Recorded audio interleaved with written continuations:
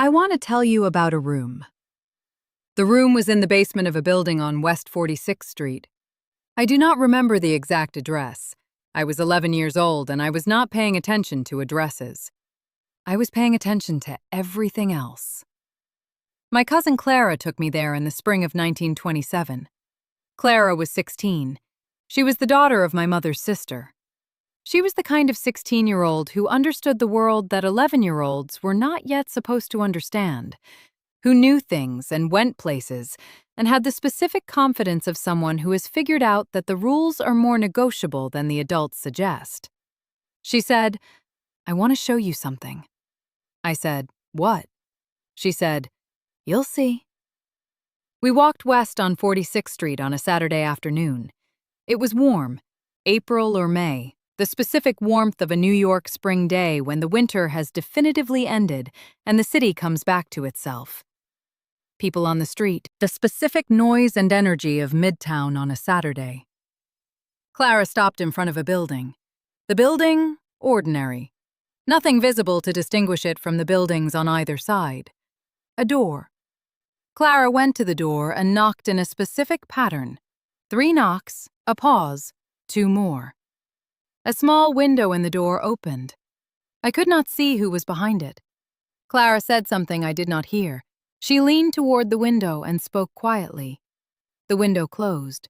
The door opened. We went in.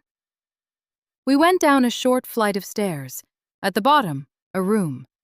I want to describe the room carefully because I have been carrying it for 33 years, and the details are still precise in my memory, in the way that things are precise when you see them at an age when you are still forming your understanding of what things are. The room was not large, perhaps the size of the living room and dining room of a modest apartment combined.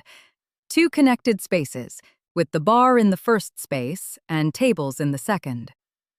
The bar, long, wooden, with bottles on shelves behind it. The specific amber and brown and clear of whiskey and gin and whatever else they had. Glasses hanging from a rack above the bar.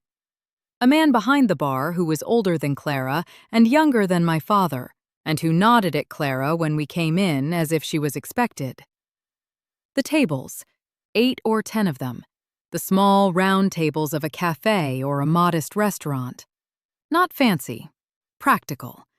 Most of them occupied. Men and women, which I noticed specifically because the saloons I had seen from the outside, the legal saloons before Prohibition, were men only. The people at these tables were mixed. The light, low.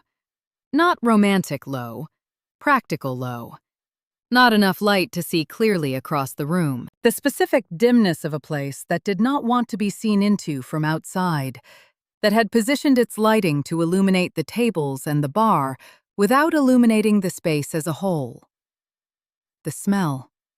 Cigarette smoke, the dominant smell, layered with something that I identified later as gin, and with something else that was the smell of many people in a basement space. Not unpleasant, warm, human.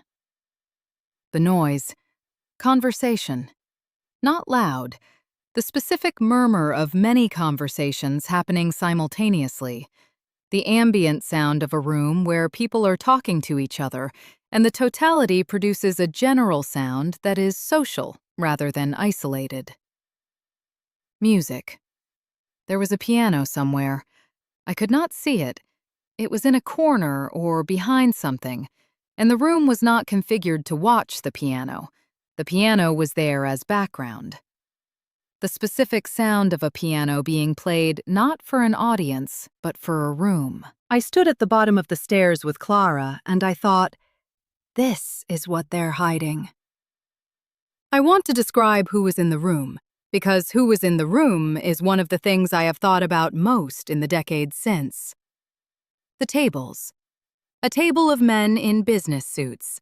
The specific suits of men who had offices, the wool, the tie, the hat on the table beside them. They were talking with the specific animation of men conducting business in a social setting, which is different from the animation of men relaxing. A table with 2 women and 2 men.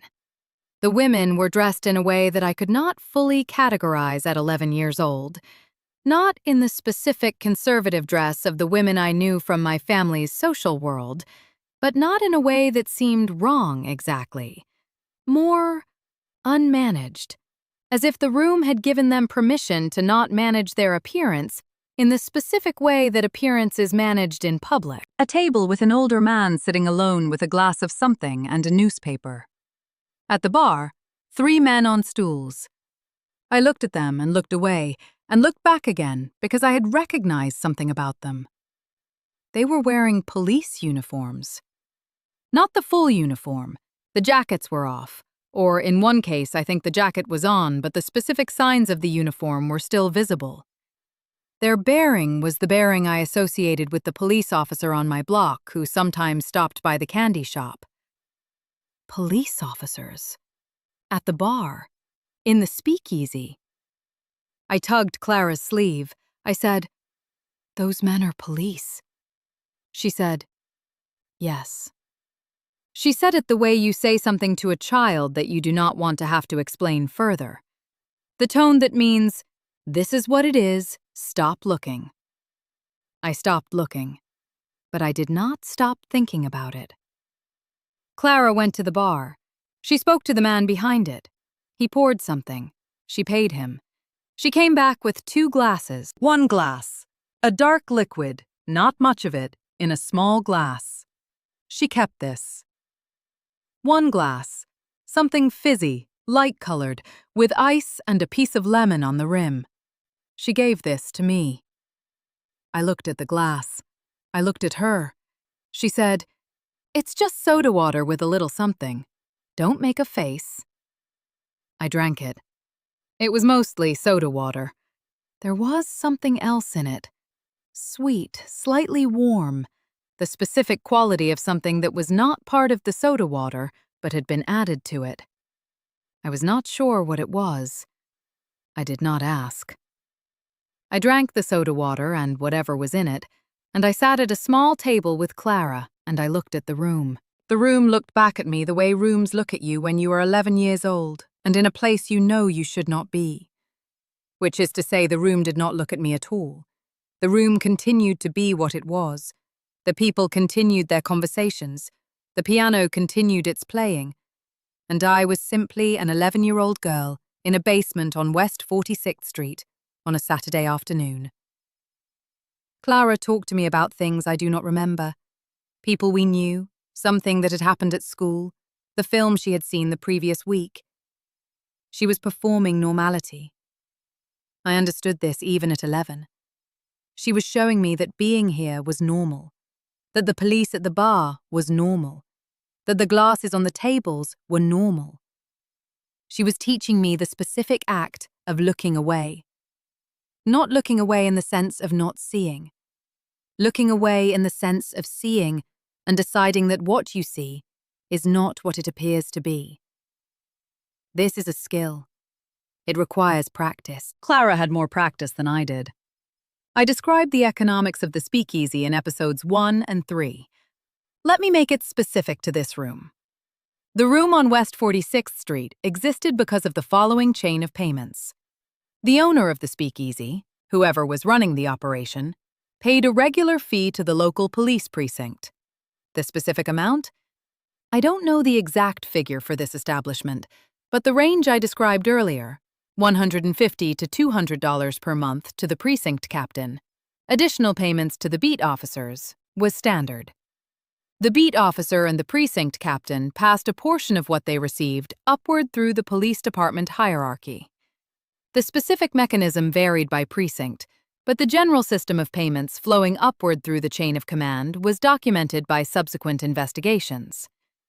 The police officers at the bar were not there despite receiving payment. They were there because they were receiving payment, because the Speakeasy was paying for their presence, or at minimum for their absence as enforcers.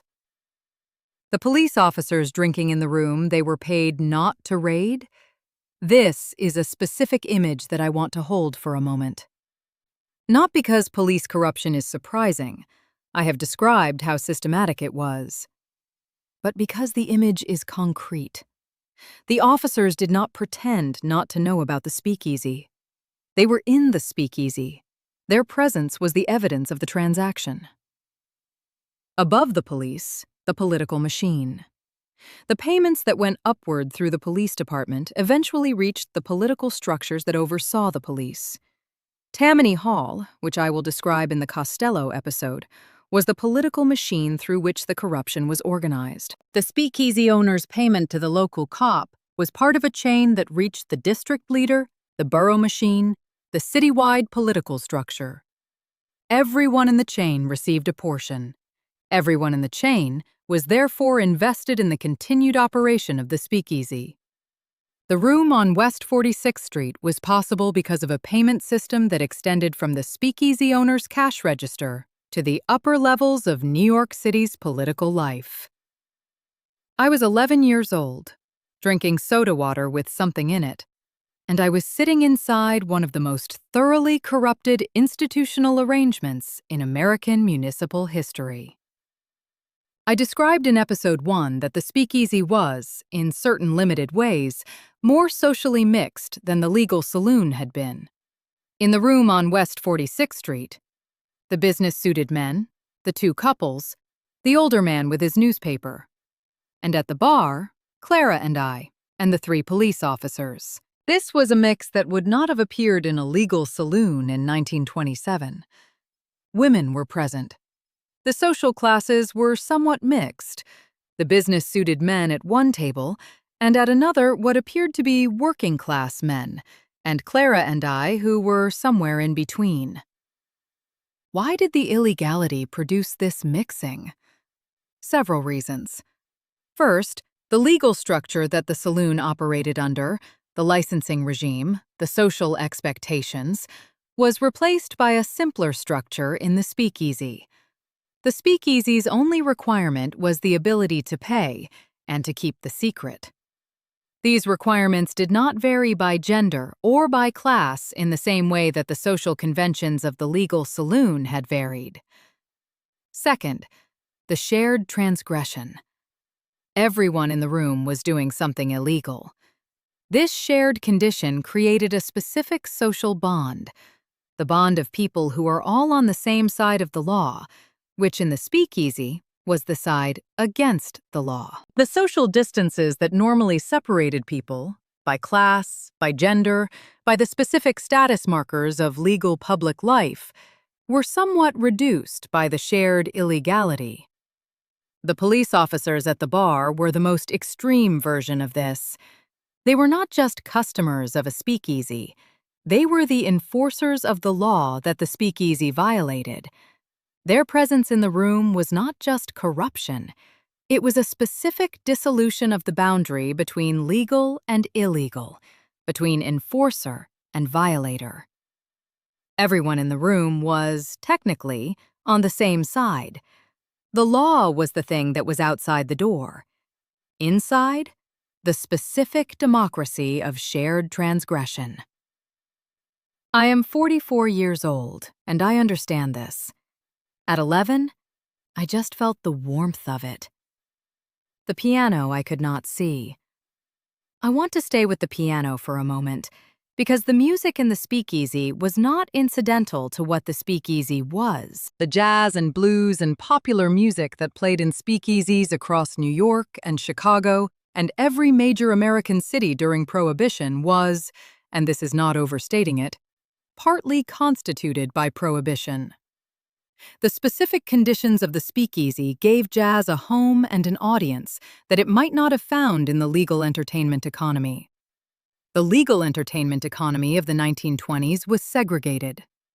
Black musicians played for black audiences in black venues, or they played in the specific arrangement of the Harlem clubs where white audiences came uptown and the musicians played for them. A specific racial transaction that was complicated and demeaning in its own ways. The speakeasy was not integrated in any meaningful sense. The room on West 46th Street was white. The piano player, I think from what I could hear, was probably white.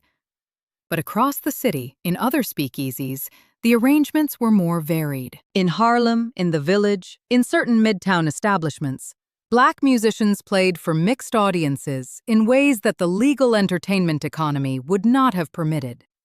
The music that came out of this period, the specific music that Charlie Parker would later transform, that Louis Armstrong was making in the late 1920s, that Billie Holiday would sing in the 1930s, this music developed partly in the specific social environment of the speakeasy.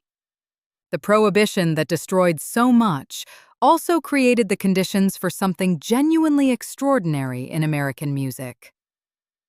I sat in the basement on West 46th Street and heard a piano playing and I felt something I could not have named at 11.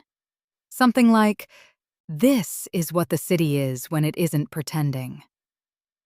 I want to be honest about something. I was also afraid, not paralyzingly afraid.